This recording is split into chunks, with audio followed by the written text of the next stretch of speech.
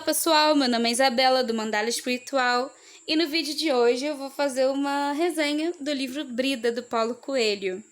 Esse livro foi uma releitura, eu já tinha lido ele uns 3 ou 4 anos atrás e na época que eu li eu amei o livro. Na verdade foi o primeiro livro do Paulo Coelho que eu li na vida e eu lembro que o primeiro contato já foi bem impactante e eu não conseguia parar de ler livros dele. Eu comecei a comprar vários outros livros. Paulo Coelho é demais, gente. Eu adoro Paulo Coelho, adoro as obras do Paulo Coelho. E, enfim, né, vamos falar de Brida. Ela é uma menina, Brida é uma menina de 21 anos que é apaixonada por magia. E ela vai atrás de expandir esse conhecimento, vai atrás de aprender mais sobre magia. E aí ela encontra um mago, que é um mestre da tradição do sol. E pede para ele ser o seu mestre, para ele ensinar ela. Só que a metodologia da tradição do sol, ela é um pouco diferente, não é aquele mestre que vai chegar e vai começar a passar o conhecimento por boca a boca, não, é meio que experiências, assim, de você se virar com você mesmo, é a prática.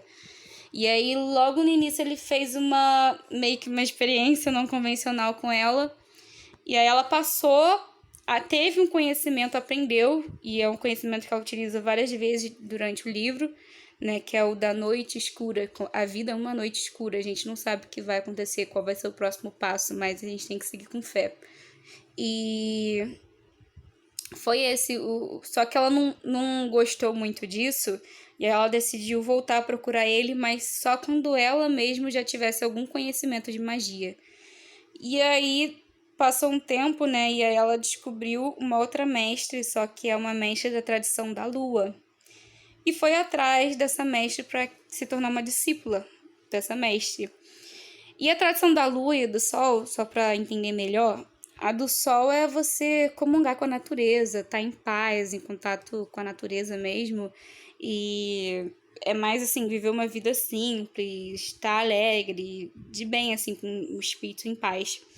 E já na tradição da lua é o que a gente faz aqui nesse canal, né? O que a gente sempre procura, que é a sabedoria do tempo. São os rituais, é o tarô, são os conhecimentos ancestrais, né? Que vai passando de geração em geração. E ela aceita a Brida como discípula porque a Brida, ela tinha um dom. Ela sentiu que a Brida tinha um dom. E aí nisso, né? O nome dessa mestra é Wicca. Nessa jornada da Brida por conhecimento, o livro é sobre isso. É fantástico porque a gente vai junto com a Brida, né, a leitura, ler livros é isso, né, uma viagem que a gente faz, e a gente vai junto com a Brida aprendendo várias coisas e vivenciando com ela tudo que ela vivencia. E é um livro que eu recomendo demais, gente. Mas enfim, né, eu vou falar algumas partes do livro que foram minhas favoritas.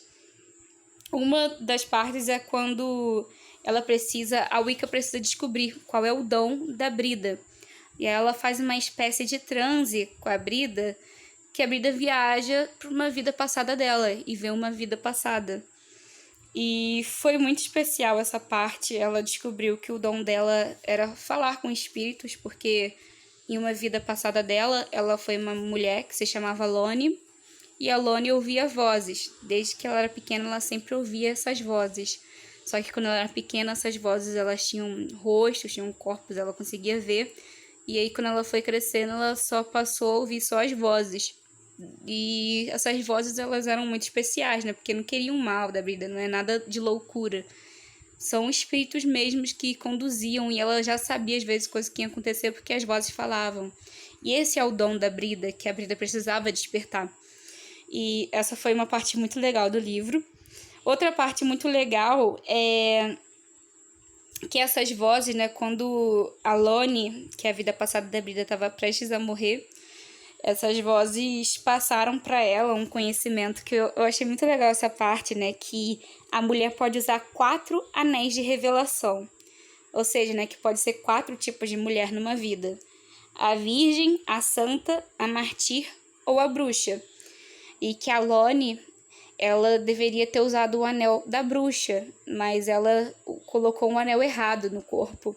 Eu acho que ela foi a mártir, se eu não me engano. E não deveria ter sido a bruxa, o dom que ela tinha na vida. E isso foi próximo da morte da Loni, né? Que a voz falou isso. E achei muito interessante essa parte também. Gente, tem muitas partes interessantes no livro. Uma das partes também que esse livro é conhecido por isso, né? Sobre a alma gêmea. E na primeira vez que eu li esse livro, eu entendi muito sobre a outra parte sendo a alma gêmea. Mas nessa releitura eu já tive uma visão um pouco diferente. Até porque meu conhecimento do mundo aumentou, né? E hoje eu sei que existe fractais e mônada. E quando a Brida volta da vida passada, que ela vai falar com a Wicca sobre a vida passada dela, ela fala assim, eu fui uma mulher que...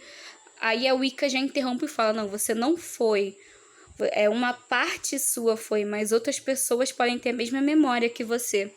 Ou seja, fala sobre isso, né? Sobre os fractais. E achei muito interessante essa parte.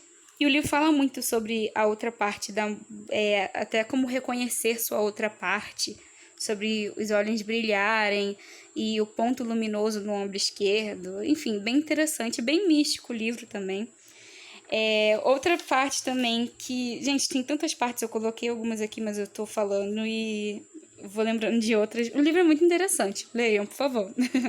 Mas uma outra coisa que eu gostei é que quando a gente passa por experiências mágicas, a nossa mente, depois de um tempo, começa a duvidar das coisas. Tipo, será que eu não criei alguma coisa? Será que foi minha mente que fez isso e eu tô ficando maluca e tal? E a Brida, depois que fez essa viagem, começou a duvidar de si mesma. Será que realmente vivi algo mágico? Ou se foi minha imaginação? Será que eu criei isso? E a Wicca fala, né? Eu vou falar exatamente o que a Wicca fala. Temos experiências extraordinárias e menos de 2 horas depois estamos tentando convencer a nós mesmos de que elas são produtos da nossa imaginação. E isso foi algo que eu achei legal, porque isso já é uma coisa que eu mesma faço. E tem também uma parte, né, da Brida que, a Wicca ensina muita coisa pra Brida nesse livro. Então você vai aprendendo junto. E aí ela fala sobre que as pessoas podem ter 9 tipos de dom. Existem 9 tipos de dom. E é importante, né, a pessoa descobrir na encarnação dela qual tipo de dom que ela deve despertar. E aí ela falou sobre os 9 tipos de dons, e que é uma parte, inclusive, que está na Bíblia, e eu achei muito interessante. E a última coisa do vídeo, pra me encerrar, que eu achei muito interessante, mas que, gente, tem várias outras coisas. Ela fala sobre sexo no livro, que é uma parte muito interessante. Ela fala a Brida quando ela acaba as aulas dela, né? E ela vai se iniciar no mundo da bruxaria, que a Wicca faz uma festa, que é um sabbat. E eu achei muito legal também ver como é que funciona essa festa de iniciação na bruxaria. Achei muito legal, porque o livro é bem realista como as coisas acontecem. E como acontece o transe no lugar e tudo mais. Mas não é isso mais importante, né? Pra mim fechar o vídeo. Viu, gente? Tem tanta coisa que a gente começa a falar e lembra de outra coisa. Tá na página 141 que eu vou falar pra vocês, caso vocês queiram ver. Que é o que eu tava precisando ler naquele momento. Porque no momento que eu li o livro, tem várias frases que vai mexendo com você, né? E essa frase foi uma frase que mexeu porque eu precisava ouvir aquilo, ler aquilo, no caso, né? No momento. Que foi: podia abrir o seu caminho neste mundo utilizando seus conhecimentos mágicos, mas não podia afastar os outros da sua frente, nem obrigá-los a caminhar por ele.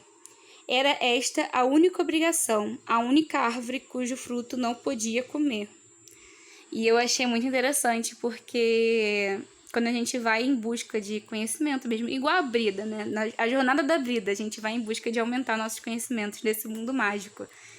E quando a gente faz isso, muitas vezes a gente acaba se sentindo sozinho, porque são muitas poucas pessoas que vão atrás também de autoconhecimento e, enfim, de tudo.